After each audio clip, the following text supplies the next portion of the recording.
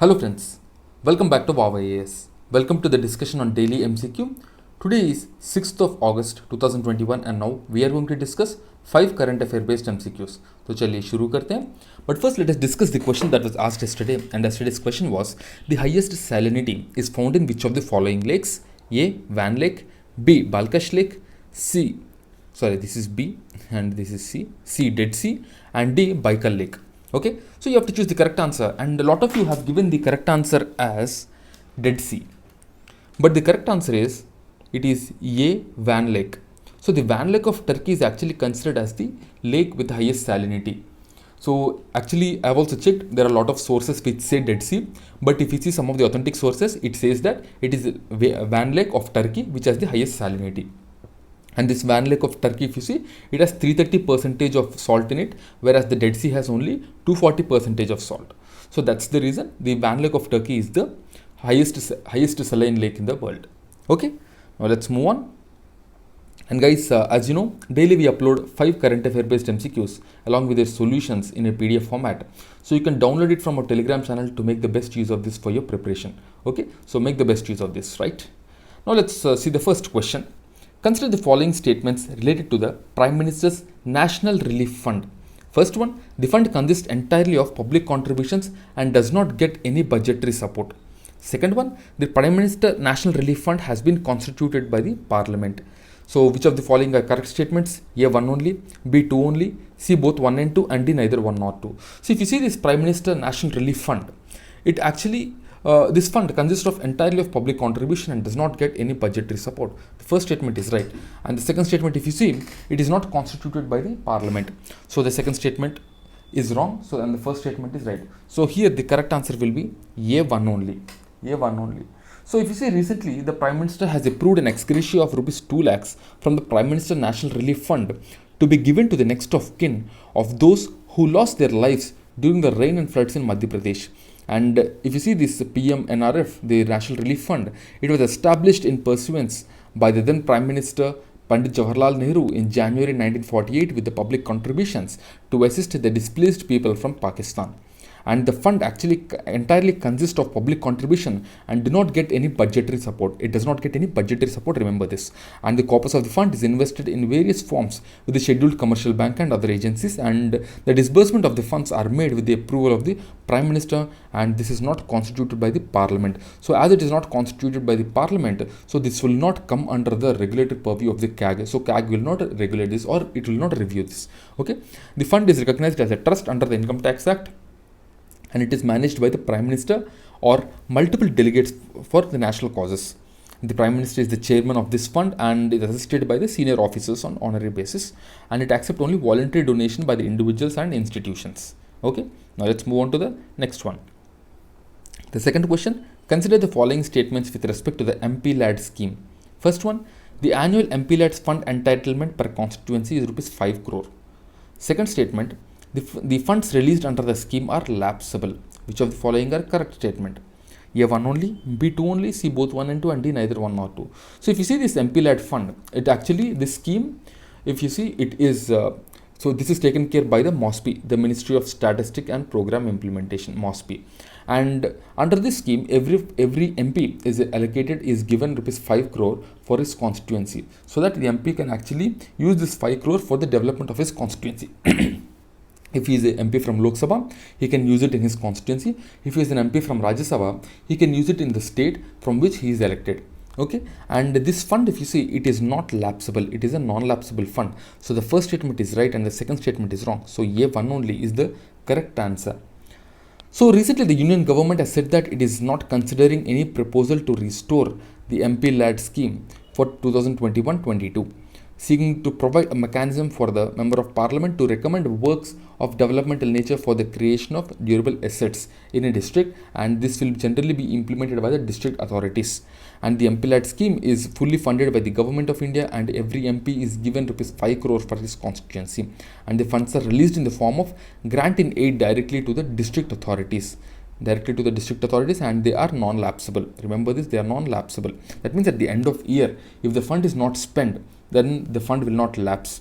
Okay, it can be carry forwarded. The liability of the fund not released in a particular year is carried forward to the subsequent years subject to the eligibility, and the MPs have a recommendatory role only. The district authorities will be implementing this, and at least 10% of the projects under implementation in the district are to be inspected every year by the district authorities. The Lok Sabha members can recommend works in their respective constituencies, and the nominated members of the Lok Sabha and Rajya Sabha may select works for implementation anywhere in the country. Okay. Now let's move on to the next question. The third question, consider the following statements with respect to the Samagra Shiksha scheme. First one, it is an integrated scheme for school education covering the entire gamut from preschool to class 12. Second one, it treats school education as a continuum and in accordance with the SDG 4. Accordance with the SDG 4. So here we have to choose the correct answer. So if you see, here, the first statement, it is an integrated scheme for school education covering the entire gamut for preschool to class 12. The first statement is right.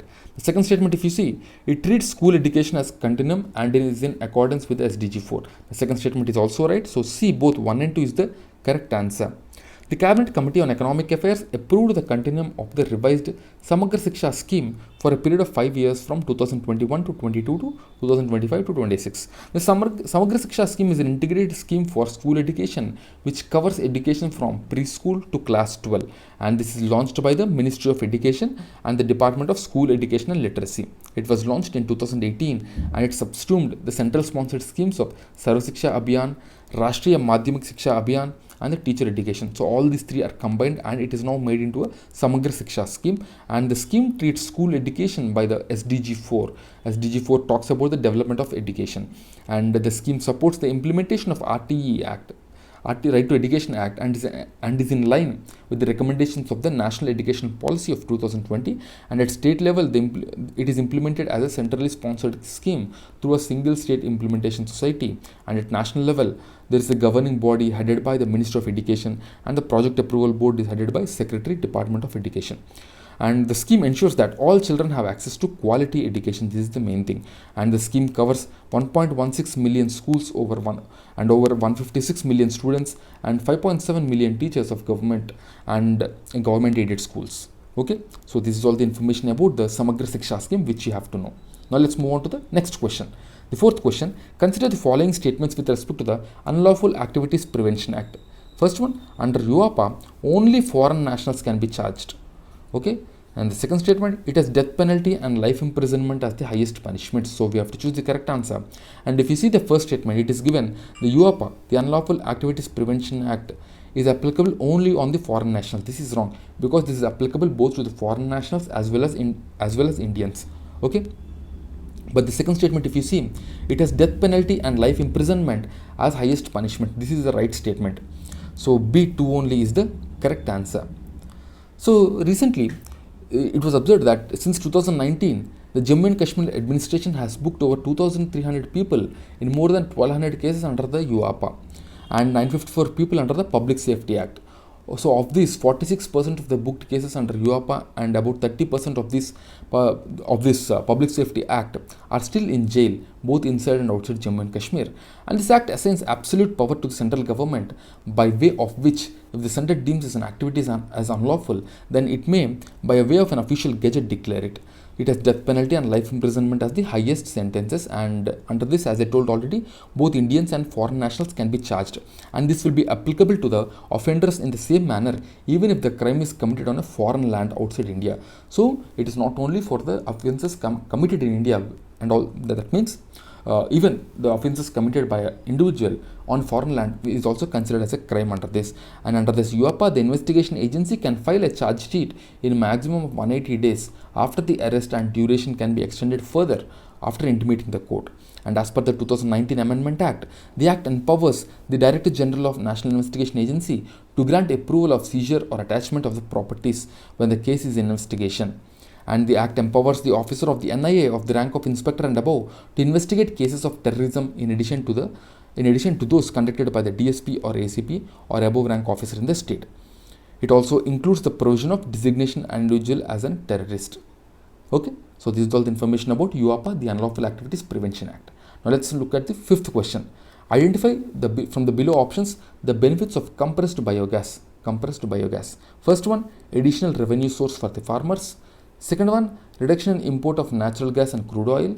Third one, elimination in carbon emissions and pollution. So we have to choose the correct answer. And if you see the first statement, this is the right statement because the compressed biogas will be an additional income to the farmers. It's an additional income source. So the first one is right.